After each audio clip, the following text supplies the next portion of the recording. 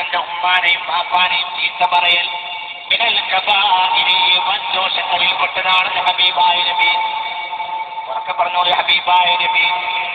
ഫഖാലു വളരെ ശ്രദ്ധിക്കണം, വളരെ ശ്രദ്ധിക്കും. ഫഖാലു സഹാബികൾ ചോദിച്ചു ഒരാൾ എങ്ങനെയാണ് ബാപ്പാനെ ചീത്ത പറയാ? ഫഖാല ഹബീബ് പറഞ്ഞു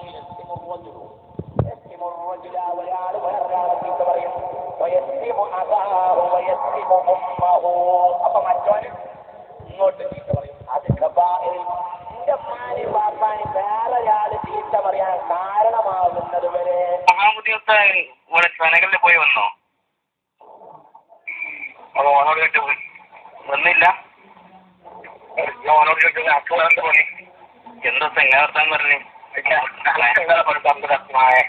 എന്താ പണി? താഴിന്റെ മനെ എങ്ങനെ പറയാം? എങ്ങനെ പറയാം?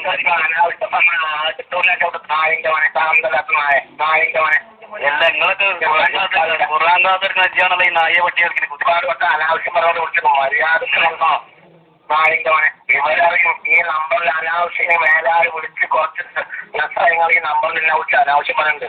നാളിന്റെ മനെ മര്യാദക്കണോ വിവരറിയും. അനാവശ്യം ആരാ പറഞ്ഞ? നിങ്ങളല്ലേ പറഞ്ഞേ? കേട്ട താന്തല നാളിന്റെ മനെ